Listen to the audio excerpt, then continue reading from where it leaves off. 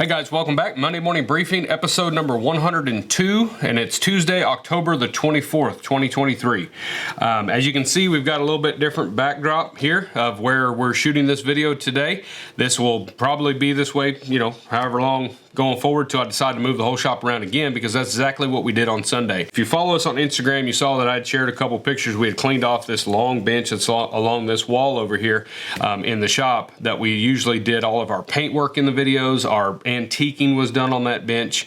A number of different things were done right there. Our coffee station was on that bench. We went ahead and cleaned all of that off, reorganized everything so that we can still get to all our paints, antiques, all our tools and supplies, rivets and things. They're all still there, but the bench top is cleaned off now, and that allowed us to have I think 4 to 5 potential tooling stations right there. That bench is very well built.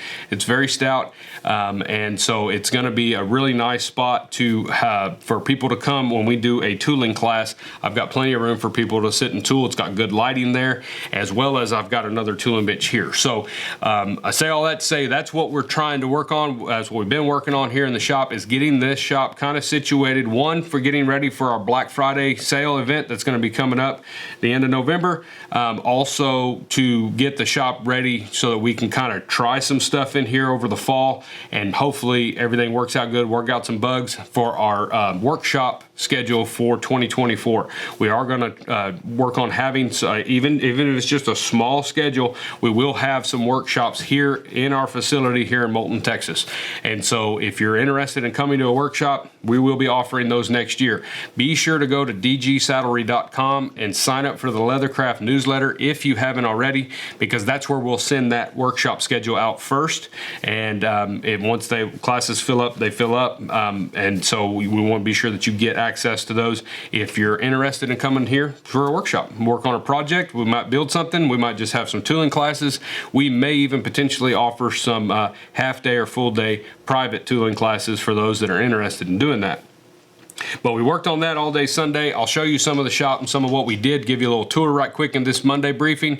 And because it's not completely done, we've still got a little bit of clutter. We did declutter quite a bit. I want to get the repair station out of here completely, just because it's really honestly a catch-all for things, because I don't have the time to do repair much anymore these days. But we're still kind of doing some on saddles that we've built, and maybe for some locals if I can help them out. And so it's kind of really, honestly, it's in the way in here where I could potentially build more benches and more areas where we can have more fun in the shop, building projects that we want to build, or shooting new project videos, creating new patterns, developing new things. That's what I want this room to be for. Plus, Claudia keeps wanting more machines. Like in the last video I showed you, we got the MP4, the Cobra MP4 bell skiver.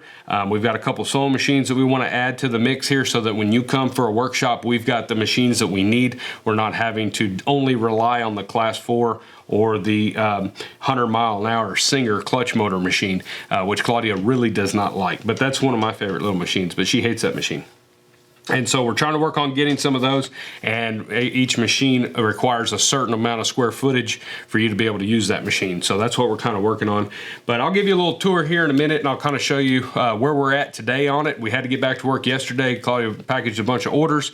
We thank you guys, those of y'all that have been purchasing material packs from us. I know the website shows that a few of those material packs are out of stock, potentially a few of the patterns, because we took some of the patterns off of back order because I didn't want it to get out of hand if we got busy going to some shows and didn't pay attention to what number we were on.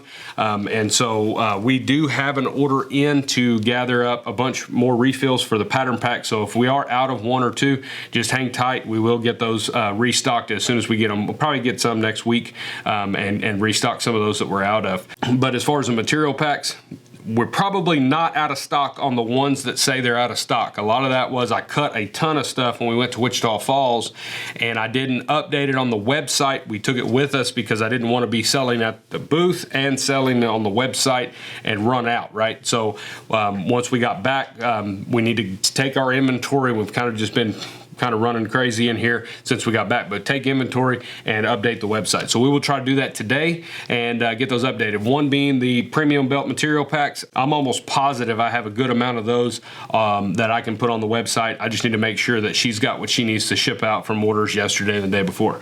So we'll work on doing that. But But yeah, we'll be cutting, doing stuff, getting ready to go, and just kind of getting ready for Halloween. We do have our trunk or treat here in Moulton, Texas, Saturday evening. There'll be a trunk or treat out here in downtown. It's a nice, fun event. The shop will be open for people to come in and hang out, and we'll be handing out candy and that kind of thing. I'm sure you guys got plans for the holiday, first holiday of the fall here for Halloween, and going from there. And we're in it, guys. We're in Christmas season, fall season, holiday season, whatever you want to call it. That's where we're at. It'll be Thanksgiving before we know it. So I told Claudia the other day, we really got to get our game plan ready for what we're going to do for our Black Friday event. We always try to offer you guys some really good deals and some really good products. I've got some project videos that I'm working on currently. The pattern should be done for here pretty quickly, and so we'll have some new ones that'll post either right before Black Friday, well, between now and Black Friday, or potentially a couple at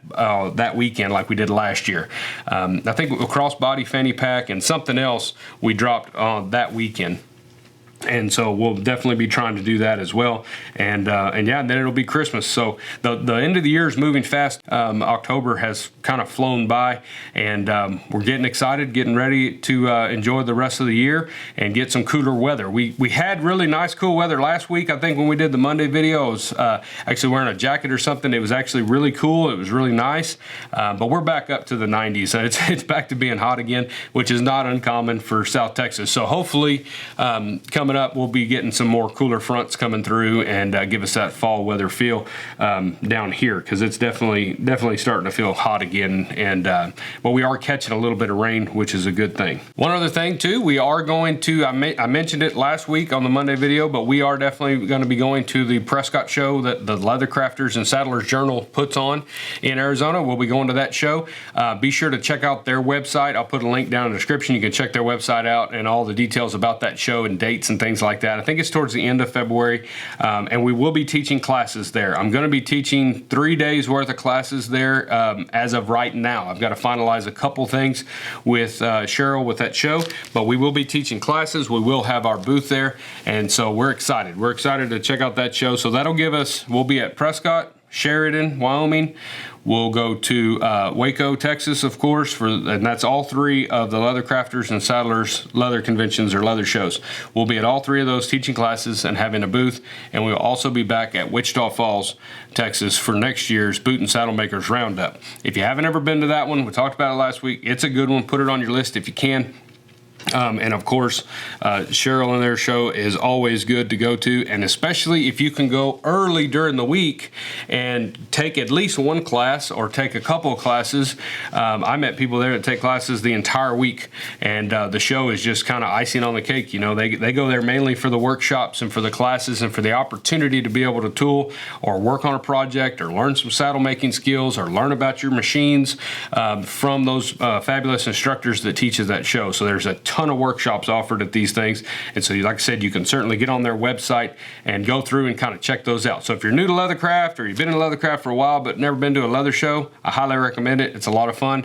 It's just a good time. You're in there with like-minded folks that are trying to learn this craft and better themselves in their skill set. So it's a lot of fun. So we're excited. We're going to be headed that way. I told Claudia I was really excited because I get to go through Roswell, New Mexico, or at least the route, one of the routes I saw. I don't know if it's the quickest route from here, but we're going that way because I would like to go through there and you know, see what it's all about. Just kind of check it out. We probably won't stay long. Just want to drive through it, but I just want to say I've been there. But anyway, we're going to be there. If you're going, we'll see you there. And I'm sure Cheryl, be sure to follow them on Facebook. We'll be sharing stuff too on our social media about when the workshop signups are and things like that. I'm not sure when they'll post those, but when they do, you can get on there and get your spot reserved. And that way you're signed up and ready to go for a workshop. Other stuff I've been working on. Like I said, we've worked on this shop all weekend. Decorating the front and working on this area, but I also had to work on some projects. So one is I've got a rope can that I'm working on. I will try to do a pattern pack for this at some point. I'm going to take a picture of this, and it'll be a lot like the rope bag pattern probably. I haven't really figured all that out, but we'll try to do another rope bag or rope can and try to do a video on that as well. One thing is, when I was at Wichita Falls, I forgot to mention it last time, I just found this honestly in one of our boxes that we came back with, and I'm not familiar with this company, but I had a nice gentleman come by the booth one day at the show, and he brought over this little kit here. It's got a bunch of different saddle soap and different things in here. He wanted me to check it out, and he left it with me, and it's a saddle soap, Duff's Leather Care LLC Glycerin Saddle Soap. Smells really good. This is probably one of the best smelling saddle soaps I think I've ever smelled. It just really smells nice. And then there's a liquid saddle soap here as well. And not familiar with this company. First time I've ever seen it was when he handed it to me. It's really cool. I'm gonna play with it. I don't wash saddles really with a lot of saddle soap, but I will. I'll definitely try it. I've got a couple over here that they're not super dirty. When a saddle is really, really dirty, like grimy, cowboy style, it's got gunk on it, it's got, you know, cow manure on it, cow poop, whatever, dirt, grime, film from years of oil and dirt, I'm gonna wash that saddle with Dawn dish soap. If it's good enough for baby ducks, it's good enough for saddles. So we're gonna use that. Also, my wife self-prepped racehorse yearlings for years and years and years. They washed all those horses with Dawn dish soap. So it's really good soap. It works good. But main thing is, whatever soap, Ivory soap, Murphy's oil soap, Dawn dish soap, whatever you want to use. The point of the soap is to get the dirt and the grime off of the leather and get it rinsed off. Traditionally, I'm going to read the information that they sent with this, or that's on here. Traditionally, from what I was always told with saddle soap, you lather that saddle up and then you let that dry. You don't rinse those suds off, because that glycerin is getting back into the leather. So if you don't do that, then you're leaving the dirt on there. So that's why I always recommend, if you're going to use a saddle soap, this is just me, everybody's got their own process, but to me, if you're gonna use a saddle soap, it's great. There's nothing wrong with that. You're adding glycerin back into the leather, you're helping its longevity. But wash it first with soap, like real soap, to get the dirt and grime off, especially if a saddle is really, really dirty, because we want that dirt gone and rinsed away down the drain, off of the leather. Now the leather can receive whatever products you want to put on it, whether that's saddle soap, glycerin saddle soap, conditioner, oil, whatever you're going to do. You want that leather ready to receive that conditioning oils and things like that to protect that leather. So that's why I don't use a lot of saddle soap, but I'm going to play with this, because anything that you can add to leather, and once it's clean, is always a good thing. Anything. If people ask me all the time, used to, in the shop, well, what conditioner should I use? What oil should I use? I don't ever know which one to use. Any of them. The main thing is do something, because a lot of people don't do anything because they're too scared to put the wrong thing on there. If it is a leather conditioner or a leather product or a leather oiling, whatever it is, it's okay to put on there. Just use the ones you like pick the ones you like. Like, you guys know me, as far as leather conditioner goes, I love Skidmore's leather cream. That's what I've always used. It's what I'll always use going forward. But I've used a lot of other ones too, that all of them are good. They're all good, but you just use the one that's your personal preference. They all give a different feel, a different luster, different coloring. But as far as this saddle soap, I'm gonna give this stuff a whirl. I like that I have a liquid form and the paste. I prefer the paste here, or the can. That's just kind of traditional to me. Saddle shop feel, that's what we've always had, is a can like this with saddle soap in it. But then they also gave me this brush here, which that's really cool. Like, I think I'd really like using that on a saddle. It's pretty neat. Probably won't use it on my repair saddles, but on cleaning mine and my kids' saddles and things, I think that's a really nice brush. It's firm enough on the bristles here, but still kind of soft. So if you're not really having to really grind that dirt out of that leather, this is going to be a really handy brush. And then we've got this big sponge here, which just looks cool and will definitely come into use. Good sponges, good things. But yeah, a whole little kit here. I want to tell them thank you. Like I said, I didn't really get a chance to visit very much. Just dropped by the booth and said, here, we want you to, check this out. Just leave this with you and let you check it out. And so I really appreciate that. Duff's Leather Care LLC Glycerin Saddle Soap. I'll play with it. Like I said, I've got a saddle over here that needs to be cleaned. I will I'll get it all cleaned up and use this saddle soap on there and give you guys some updates, some feedback on what I think of it next week or maybe the week after. I don't know if I'll get to washing that one this week, but I need to. Other thing is I am probably going to be revisiting the round purse. And so we've done the round purse. I don't remember. It was years ago. We were at Wheelock still in the little Wheelock shop, and we had done a round purse pattern pack. It's still available on the website. Many of y'all still buy that pattern every month, and it's a really simple way to build a round purse. There's a lot of folks building these out there, and that do just phenomenal job. They've got a ton of different ways to do their gusset systems and how the purse actually functions. The way I did it in my video was kind of cowboy style, very simple, went together really quickly, much like a rope bag. This one I built when we got back from Wichita Falls with the MP4, and I wanted to play with it, and so I ended up doing a different gusset system here. I thinned it down or skived it down where it goes around the outside, and I actually put a seam in there and a different type of zipper, and that seemed to work really well. And I've got the D's are hung on this piece here that runs all the way down the middle. I don't know if the new project video or the round purse 2.0 or whatever, I don't know if it'll be just like this, but I want to revisit that purse because they're still very popular, and I think we can improve on the way that purse is put together to make more of a deluxe version, an updated version that's just maybe a little bit more challenging, but makes a much nicer quality handbag than the way we did it, the simple style gusset in the other one. So we're going to give that a whirl. Plus I've got the, as you noticed on our website, we sell an 8-inch, which was the original round purse that I did, was an 8-inch circle. And we also sell a 10-inch circle in the material packs of 9, 10 ounce front and back here. Sell them in pairs, I believe. But the 10-inch, this is a 10-inch circle, and I think it makes a really nice little bag, and I think that looks really nice, and it gives you a lot more room to tool, store more stuff in the bag. So anyway, that's a heads up on that. We'll be revisiting the round purse here pretty quick and get some new patterns out for that. And the nice thing is you can probably use those patterns on the 8-inch or the 10-inch. We'll probably put both of them in the pattern pack, but on the 10-inch ones you can just shrink them down, or vice versa on the 8-inch ones you can expand them out if you've got a copy machine or the ability to do that. You can probably modify those to fit either one depending on the size bag you want to make. But let me grab the little camera and I want to show you just real quick, just kind of the way, like I said, it's still kind of in shambles in here. We're still kind of hanging things up, putting things where they go and that kind of thing. But I want to kind of show you the layout of the workshop right quick, kind of what we've got going on in here. All right, guys, so this is our workshop over here, or my workspace.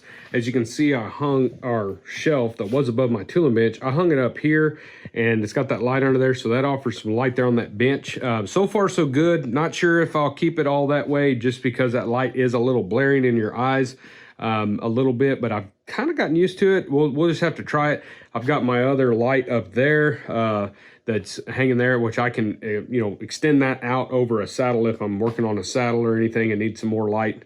I had to do that yesterday, sewing that horn just to get me a little bit more light. I've got our bin there with all of our hardware in there, and over here, as you can see, I've got my tooling bench. Now it works out really nice, but I don't have that wall in front of me where I could hang all my little patterns. I've got a bunch of little tap-offs, little things that I use when I'm tooling. I don't have that there, so I've got to figure out where I'm going to put those, probably on that wall over there on that other side. But anyway, so far so good right there. And that way, when we have a class, I can face that direction. They can walk up and watch what I'm doing or check out what I'm doing, and I can kind of demonstrate a lot easier instead of having my back to the room. And then over here, this is an older tooling bench that I've had for years. This is a big one. We use it in a lot of the videos for setting rivets and things like that because it's very stout and it works really good. But it's mainly a tooling bench. That's what we built it for. And so that's one station there. If somebody comes, they can sit right there, and they're almost directly across from me over there, and we can work on stuff together if we do like a private session. And then this over here is our workbench, and as you can see, it runs not the whole length of the shop, but it runs pretty wide there, and it's very well built. And so we've got a lot of these black chairs, and so this is going to work out really good. I've already got these two stations over here for when we're not doing something in here. They're a spot where the kids can go there and work. We took their little benches out because they were just taking up space and catching a bunch of bunch of junk and stuff. And so we got them out of here, gave them a little work spot. They're big enough now they can kind of work on a big bench. And so we've got them set up right there. Above all that, I've just got all of my supplies, zippers, I mean, all kinds of stuff. Our pads for doing antique, all of our paints are in bins. So I found these bins, or Claudia did, found these bins at Dollar General. And a couple different styles, but I've got this one here. It's got all the dyes in it. This one's got all of our antique and dyes in here, big bottles. And then there's paints, and then of course all the paint brushes and things. And then I've got more paints up there. And that way, when you want to do some painting, all you've got to do is grab the bin that you need. I actually dyed that rope can lid yesterday right here, and just grabbed the brush and a little cup. I've got my little deal here that holds our little dye cups. So I just got me a little dye cup, put a little dye in there, and then when I was done, put it right back up there, and we're done. And so that worked out pretty good. We still got the coffee station over here in the corner, move the refrigerator over here to this side, and that way everything's kind of at the front. And then I've got Claudia's shipping station over here, and this gave her a lot more room. She's not kind of off in a hole somewhere where she doesn't have room to kind of set things up during Christmas season, and different things, or if we're running sales throughout the year, things can get kind of crazy as far as having enough space to set everything. And so this way we've got enough room here where I can set a little folding table there if she needs more space to package, or we can use this big cut table. As you can see, we got the cut table completely cleaned off. I took the end piece off that had the 3-in-1 and the lace cutter and that stuff. I took it off and we put it on the back, in the back of the shop, in the cut room, on that big cut table, since that's the cutting area. And the MP4 actually does what all three of those tools do. So we ended up just taking that out of here, and that gave us a lot more space. So as you can see, we've got a lot more floor space just right here in the middle of the workshop.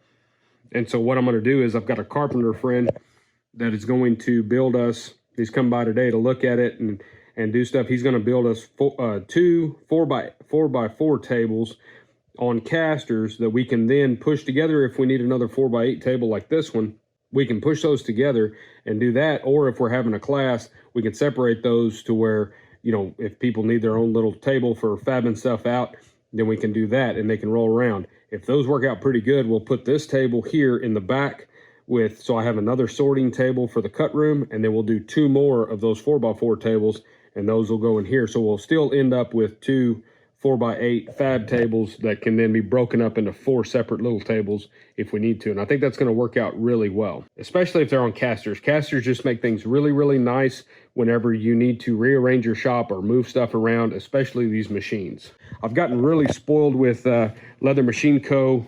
machinery, because as you can see, their machines all come on tables with casters, and that is a big help. That alone is worth a bunch, because we're able to move these machines all over the shop, anywhere you want to move them, super easy. You just unlock the wheels and roll them, versus our little Singer over there, it's on a traditional table frame, and those are horrible to try to carry. Even when you got help, they're just not fun at all.